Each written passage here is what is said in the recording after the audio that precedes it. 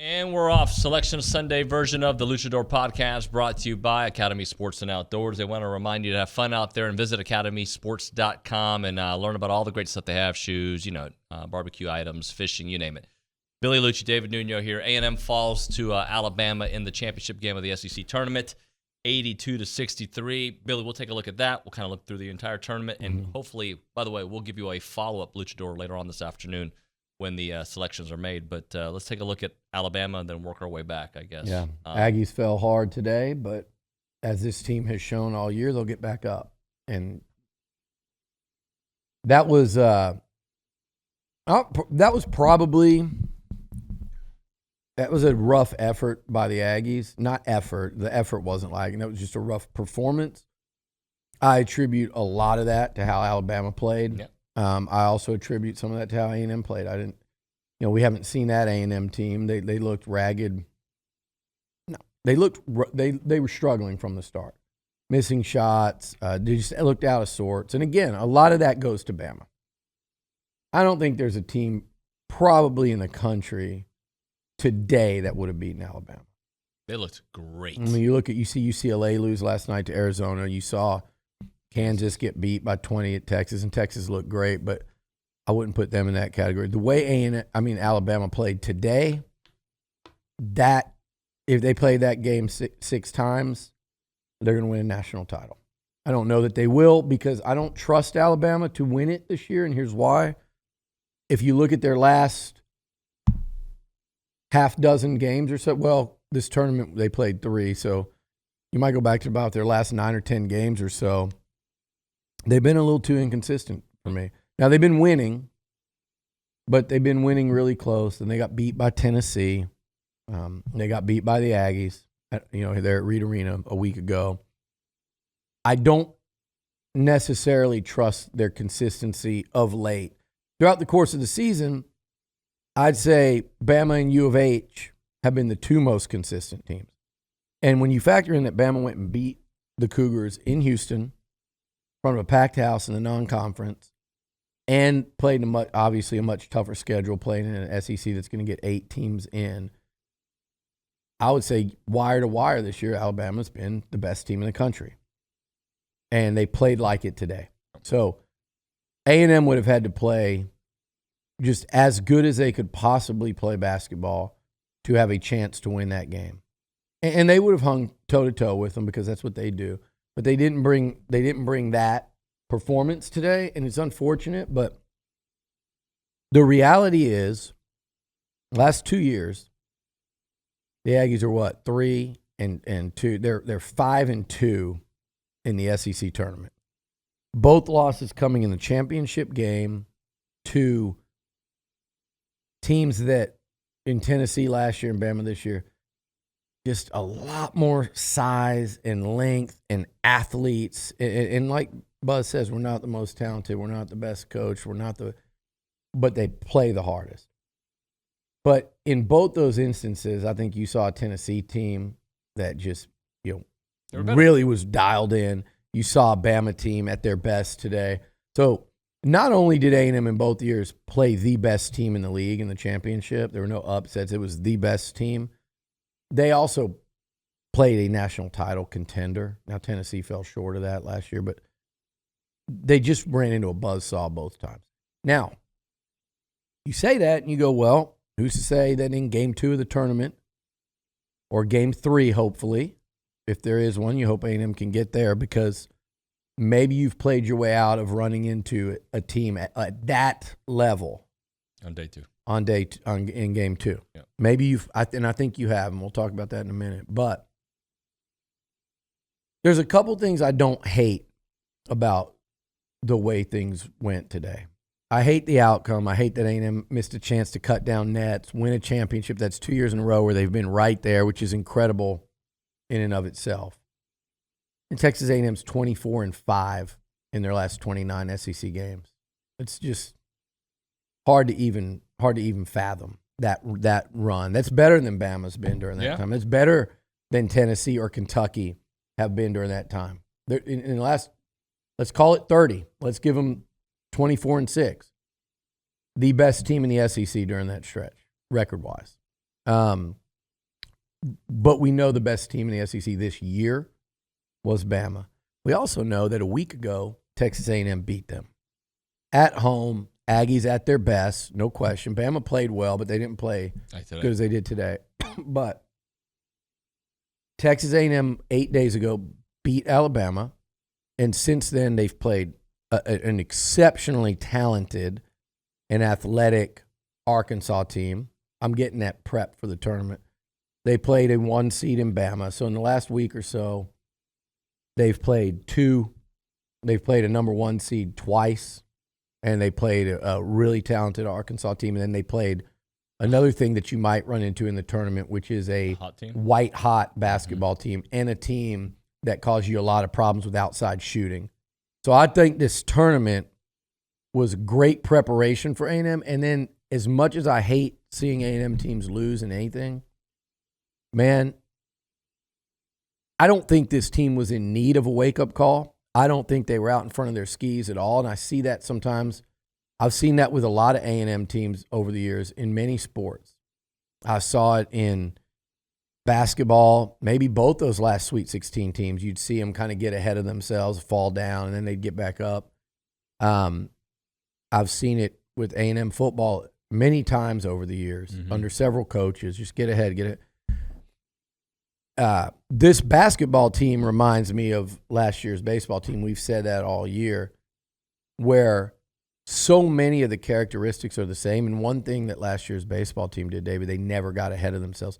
But you didn't necessarily need a humbling, dust yourself off, regroup, kind of wake-up call moment. But I don't think it's a bad thing if that happens. I don't think this team needed it, because they bring the effort and they bring the passion, they bring the hard work. But when it does happen, it's almost like there's not a better time for that to happen than right before. Like, you don't think Wade Taylor and Boots and a lot of guys didn't perform like we've seen them perform. Andy was quiet. Henry had a quiet game after being so good against Arkansas there. They were all so good in the first couple games of this tournament. And then, you don't think they're ready to start preparing for this thing as soon as they find out what they're doing. These guys are probably like, Buzz, we want to practice. He's going to have to tell them, no, wait till. But they're probably ready to get back into the building, get home, find out who they're playing, and go. So it's not the end of the world, obviously. And I think if you're Buzz, I don't know what kind of message, he seems much more on the positive side of the messaging, but it's also like, now they know, regardless how good Bama was, a letdown performance and the whole thing's over with. Whether that's Thursday or Friday or Saturday or Sunday or next weekend, whenever it happens. So I don't feel that bad. I hope they don't screw A&M even 1 seed line based on that game, because last year all we were basically told was conference tournaments don't matter. A&M proved beyond a shadow of a doubt this weekend that they're the second best team in the SEC. In the last 8 days, they proved that. It's not even close.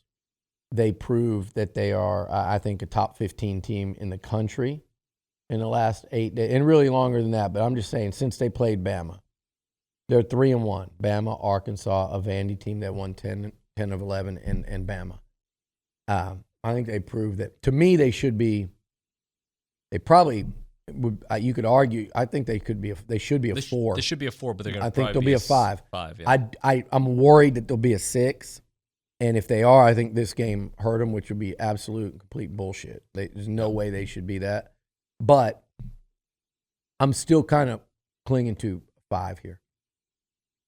I just think I've thought all along they're gonna screw A&M on that 6. I hope Greg Byrne fights for A&M as a representative of the SEC and not any, ill will towards, the family history here. No ill will towards A&M. The football rivalry, what happened a week ago here where there was like tension down on their end and he was right in the middle of it.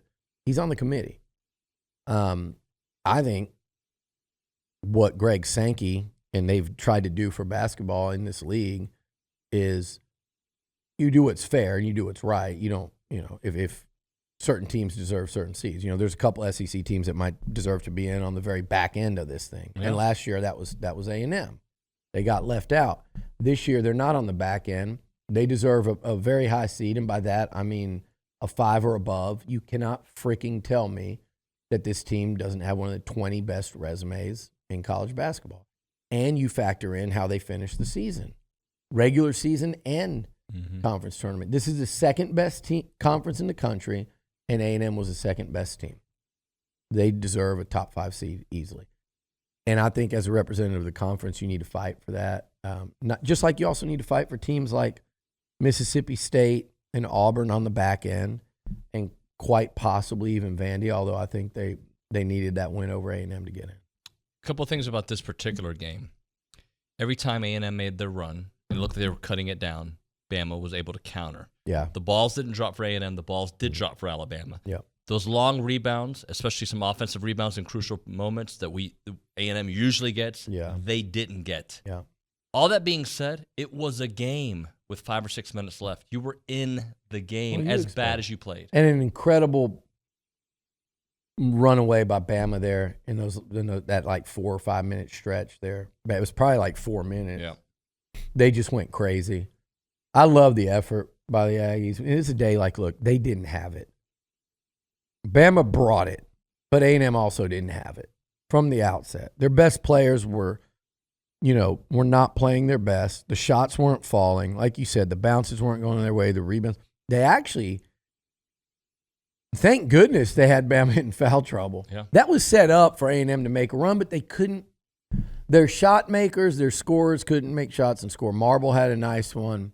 Marble had a nice tournament, but Vandy versus today, it was night and day in terms of the shots falling.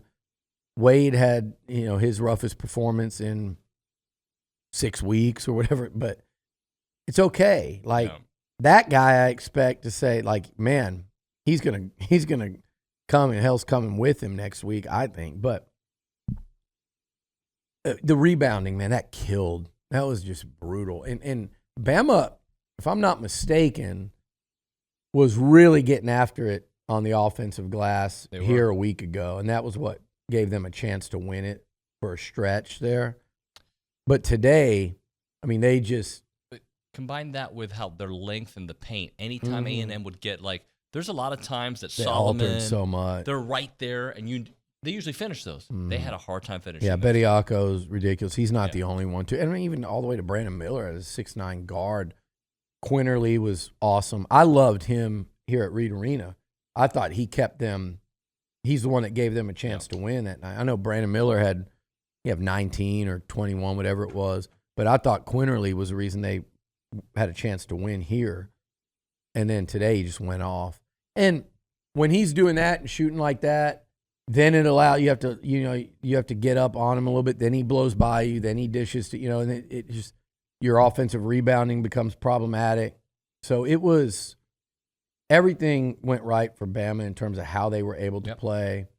It was just a bad game for A&M, but I do think, look, I was watching Bama versus Auburn a little over a week ago at the rodeo in Houston. So we're in the suite watching it, and I was watching it with a couple people. Like Johnny he hadn't seen Bama yet this year, so he's like, all he kept talking, God, they're so big. They're so big and they're so long. And then when they take the court here a week ago, you see that when they come out, you're like, man, I thought Tennessee was really big. I thought Arkansas was really big, but Bama just that length. And then it's the athletic. They have several pros, not just Brandon Miller. I mean, they got several pros, but A&M beat them. And so I think it's really important because the concern that everyone's going to have, not just A&M, but every team that's not a 1 or a 2 seed with NBA guys, in multiple classes, right? The Kansases, the Alabamas, the UCLAs, whoever. You go, oh man, the rest of the field goes, man, it's just going to be scary when you run into one of these teams that can just out-athlete you. and it just has better players. But that's 90% of the tournament field says that every year. Everybody outside the top 6, 8 on a good year say that. Right. But the difference is A&M's beaten that kind of team. They beat Tennessee. They beat Bama. And I'll say this, they beat Arkansas twice. Arkansas as a team, there's something missing. But they're lottery But they have those kind of players. So the Aggies can figure out and fight and kind of impose their will defensively and set in terms of the pace of the game. They can, and they've proven they can work their way around that. Now, we want to see, just like everybody else, you want to see your team avoid that matchup as long as you can. But at least they've proven it. They got another test of it today. They failed the test, but that's okay because you're better for having seen that. Yeah. You're better for having your flaws against a 1 seed exposed. And you're also a lot better for knowing you can beat them. So they kind of got both from Bama in this past week. Didn't it feel like a home game for Bama, though? I mean, Oh, yeah. It was loud. It was. And look, again, you might run in, you get into a Sweet 16 with, maybe A&M's a 5. But 5-4, you might meet that in round 2. That's the thing. It's kind of like right now. Do you want that 4 or 5? Or are you okay with that 6? To me, You okay I with don't that know. 6 or that 4? I don't care. Honestly, with the way they play, they did not play. They played their I brand say today. 4 or 5. That's silly. I mean, obviously, you'd play the 4 in the second but I know round. your point. But to me, today it just wasn't in their cards. With the brand of basketball they typically play, it doesn't really matter. If they're on, they're going to beat a lot of very good teams. Tell you this, David. I think A&M, again, let's say they're a 4 or 5 seed. And I don't think they'll be a 4, but let's say they're a 5 versus a 6. That 12 game's dangerous as hell, just like a 6-11. I mean, I like A&M to win either of those games, but we see it every year. Every single year, there's 1, if not 2, if not several upsets on those lines. But in that second round game against a 3 or 4, we're going, but those are the teams that don't want to play A&M. I promise you, there are a lot more teams seated that are going to be seated as a, if A&M's a 6 at a 3 or if A&M's at a 5 at a 4. Even those 1 seeds, you're not going to want to look because the 1 seeds have eyes on a national title. When you're a 1 seed and you see that 4-5 pop up in your region, you don't want A&M to be one of them. You do not want A&M to be one of them. If you're a Kansas, if you're I don't know if it's Purdue or UCLA or even a Texas, could be Texas sneaking in there. You don't want to see A&M on that 4-5 because they're a tough matchup. They're a tough-minded team. Today notwithstanding, they're a great guard play. They play defense. You don't want though. We're worried about who A&M's going to draw. They're worried about those us. teams are going to be worried when they see A&M. They're going to go, man. I hope they're out of there before we see them. Would you put a higher likelihood on a 6 than a 5 today? I'm going to say yes, and I think that I hate the phrase battered Aggie. It's not battered Aggie syndrome. It's just going off what I saw last year, and it's just going off. I think it's a negative gut feeling. I don't think it's based on – I mean, common sense-wise, why would you think they'd be a 6 instead of a 5? Think about that. If you're on the committee and you had nothing to do with A&M, why would you think they're a 6 instead of a 5? Why would you think that team is not going to rate among the top 20 resumes in the country? To me, the arguments really should be between 4 and 5. Yeah, not 5 and 6. So why would we think that other than just a defeatist mentality and kind of damn, they kicked us last year. We're just because kicked. most people have projected them as a 6 up until the game against Vandy. Yeah, I guess Palm had them at a 4 and then Lenardi at a 5. But for the most part, people were saying they were trending towards a 6. It's a coin flip. Yeah. I mean, you really are. And look, is there a world I could see where they pop out in a little bit and call A&M a 7? Yeah, I don't believe it. But I think they'd be a 7 before 4, which would also, to me, be crap. Yeah. I think they're right on that 5-6. But honestly, David, anywhere in that range, 4-7, I think A&M's fine. Yeah. Like, I don't think their path is altered that much. I mean, look, you're going to have 2 tough games in the first weekend, no matter what. You're not going to have an easy path. And then, in that second weekend, you're going to be sitting there playing a 1 or a 2 in theory. Right. If you or that higher seed makes it that far. So I don't think it's that much different. I really don't. But I will say this, no matter what happens with this draw, I think this A&M team has the DNA and the makeup and the mindset and the just determination and resolve to get to weekend 2. I agree. And then you revisit it, and then you really go, okay, where they at? What's the matchup look like? Well, we'll know that matchup in a little over 2 hours. Mm-hmm. We're going to break it down. Any thoughts on just let me close with tell this. You, well, let me tell you what I thought was a turning point of today's game, just real quick. A&M cuts it. First of all, right there to start the second half, they get the ball. Marble with a quick bucket. They cut it to what, 9? Or are they down 9? They were down 11 at half. They cut it to 9. And I think they even got the ball, or no. They had a chance early to cut it.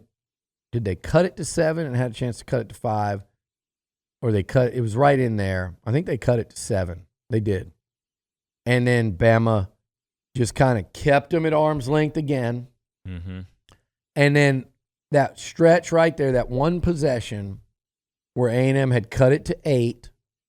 They had cut it to 8 with all kinds of time left. I think they were right around the 12-minute mark. And they cut it to 8, and you let them get not 1, not 2, but 3 offensive rebounds. That's the You one. got a stop, and a stop. You stopped them 3 times with a chance to get the ball and cut the lead to 6. To me, Nuño, 6 points, and you would have felt that momentum shift like a giant pendulum. And I think you would have felt that there would have been a seismic shift in momentum in Nashville. A&M would have been wired up. I think Nate Oates and Bama, I think he has to take a timeout. Mm-hmm. And 6 points for the first time since that game started, game pressure would have shifted to Alabama. And even more importantly, off of Wade, Boots, Henry, and the Aggies. And it would have shifted to Bama. They had 3 chances at a rebound, couldn't get it. Bama makes 2 free throws. Then it's a dagger 3, pushes it back up to 13. Game wasn't over, but that was really their best chance to truly get back into it and put pressure on Bama. That possession right there and all those offensive rebounds, I thought not only did it tell the story of the kind of day it was for the Aggies, but I thought that was their last best shot. They had 4 points to start off the second half. They got it down, so it's 34-23, and then they get it to 25 after a Julius Marble layup, and then they just missed shots, and Alabama missed some shots for a while. You had almost a whole minute and a half with no scoring, and then it was the Bediako, with the layup. But there was that stretch to start off where you had chance, and then that 3 offensive rebound possession you're talking about later. Those are your 2 areas where had you chipped away just a tad bit, the momentum changes. I mean, look, you had Bama in foul trouble, and you had them with a chance. You had a chance to, like I said, shift the game pressure. When a team feels game pressure for the first time, and look, I think of the A&M game at Missouri. I think of the A&M game at Auburn. I think of a lot of these games where A&M was on the other side of that. Vandy the other day, when Vandy tried to cut it, they had a chance to put the game pressure on A&M, and right at the last second, in those 3 games or so, A&M was able to do this and just shove it back off. Mm-hmm. And that's what Bama was able to do today. But that possession, to me, stood out. And then obviously when Marble got his 4th foul, because he probably offensively, and even with a couple block shots, but he played, I thought, the best today in maroon and white. And when he picked up his 4th, that was a killer also. All right, so I wanted to just say this players that were stories of games to close out. I would say game 1, that was the game against Arkansas, Henry Coleman. He was a story in that one. Second half, just complete takeover. All right, and then yesterday against Vanderbilt. And by the way, we never got into Musselman, but that's a different one. Yeah. Against Vanderbilt, it was Wade. Yeah. And today, look, they didn't. Nobody is the guy, but I thought Dexter Dennis kept them in the game. Yeah, often. He did. And Marble had a good some game big too. shots. And look, yeah, Dex played, but that was about it for A&M. Was Dexter and Marble. And again, it's not effort. So it's not just being effective. Just maximizing the moment. Mm-hmm. And those guys I thought really brought. I mean, Dex hit some shots. You're like, all right, we're in this still. Yeah. He did that on a couple of different occasions. Look, here's the thing: they got to play better, and they have. We watched them rebound from the Mississippi State loss. We watched them rebound from the Arkansas loss. We watched them rebound from the Kentucky loss. Yeah. We watched them rebound from the entire non-conference schedule. We watched them rebound last season when they didn't get into the tournament. We watched them rebound from an 8-game losing streak. This team, I'm not worried about them coming out and playing better and putting their best foot forward in this tournament. They have the makeup of a team that can go on a run here. Yeah. They have the DNA. They have a lot of the pieces that make for teams to go really, really far in this tourney. Will they? I mean, it's such a wild tournament. That's why it captures the attention of the entire country. Even the casual sports fans, even the non-basketball fans. It's called March Madness for a reason. So, is A&M on the wrong side of that against the lower seed, or do they get on the right side of that as we go a couple rounds into this tournament? And then you look up, and they have played giant killer. So I'm excited because here's the thing. This is all you want to see that bracket pop up, and you want to believe that your team has a chance.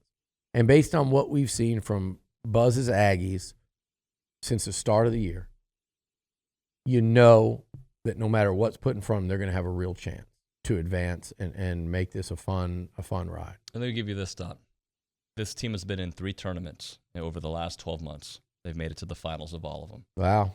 So think about that. Not only last year in the SEC, the NIT, the SEC this year. Right. So this team is a tournament team, and I think the country's about to see that. I said it before this tournament. I said if they beat Arkansas, I thought they were going to win the tournament. Yeah. They didn't. They came up just short. The reason I said that is kind of what you said. It's the reason they made it to the finals of all these tournaments. If they can get through this first matchup, which, again, I don't care if they're a 4 seed or a 7 or anywhere in between. It's going to be tough. Now, if you're a 4-13, if they somehow got up there, I'd feel a hell of a lot. There's such a big difference to me between those 12s and 13s and 11s and 12s and 13s. But I think regardless, you're going to have a tough 40-minute ball game in game 1. And if A&M survives that, I think we not only see them on the second weekend, I think they're a threat to kind of become one of those March storylines. Yeah. And I don't know where that ends. I don't know if that ends in Houston, a step short of Houston. I don't know if that ends in an elite, the first ever Elite Eight, right? Yep. Would be. I don't know if it ends there, but I think if they win one game, I think they're gonna have like Wade Taylor, Boots, like Dexter Dennis, Garcia, Marble, Coleman. These guys, I think they're gonna have a moment where they're the talk of that tournament. Sure. And then, does that mean they get by a 1 or 2 seed in the 16 round? I think if this team gets a chance to start getting into a rhythm in this tournament, they're just like you said, there's a reason they went to the final game in those 3 tournaments. This is a terrible comparison, but they're a catch-up pack. And Buzz knows how to get every little last bit of the catch-up in there. And this team may not have the same kind of talent. As a catch-up packet? No, they got more than that. But I'm just saying, he'll get the most out of this team, and they will go as far as they can go. Yeah, that's for sure. I agree. And like you just pointed out, they've done it 3. They've not only done it 3 tournaments in a row, but this SEC schedule, in my opinion, was an 18-game tournament. Yeah. Because they couldn't afford any. They could afford to lose games, and they lost 3 of them. They could not afford any stretch of bad play. They really, I guess you could have lost 2 in a row and still gone 15-3. They never lost 2 in a row. They couldn't afford to get any negative momentum going, and they never did. They always bounced back. It was almost like an 18-game tournament. And guess what? You could say in that 18-game tournament, they advanced to what? The final game. Yep. They played Bama. They were an overtime away from playing Bama for a conference championship. So, yeah, I mean, I might tell you that in their last 4 tournaments, they've advanced to the final game. So we'll do another Luchador here in a couple hours. We will know where they're headed. We'll break it all down. We'll get some thoughts to that. And let me ask you this. You think Vandy should be in? I do. But you do? There's a part of me that's like, well, we didn't get in last year. Yeah, You shouldn't get in. Yeah, and I'm not but even. I'm not that way. I think they should be in. Their net is so rough, and I hate that net stuff, but their numbers are pretty bad. I watch them, though, and I think this is a good team. Like, I watch them. Somebody tweeted this. Somebody national was like, Vandy should be in over Pitt. And then you go look at what they both did, and you go, yeah, why? Like, and Pitt's thought to be in. You know, they're Clemson. What's Clemson done versus Vandy? They're like first 4 out, along with Vandy. Like, it'll be interesting. I do have a hard time seeing SEC get 9 of 14. Who knows? Yeah, and right now, does it still have them as first 4 out? Let's see. As of right now, first 4 out, Vandy is in there with Clemson, Oklahoma State, and Nevada. Mm-hmm. All right. All right, we will see you guys here in a couple hours. Thanks for watching TexAgs.com. That's Billy. I'm David. Hey. Yeah. Before we go, this is fun, guys. Last year was fun, and then you got shafted out of the tournament. Yeah. It's been how many years since the Aggies have been in this thing? 5 years? We want, and if this should be the second year in a row they're in under Buzz, and I think they're going to start being an annual, very consistent, almost every year team in this tournament. But this is fun. We've waited a while for this. Enjoy the next couple hours leading up to the selection. Get fired up about the bracket, no matter what it looks like, because we've missed this now for 5 years, and by the way, when they went last time, they were 8-9, and it looked daunting playing at number 1 North Carolina. This is going to be a fairly highly seeded team, I think. Thank you so much. We'll see you.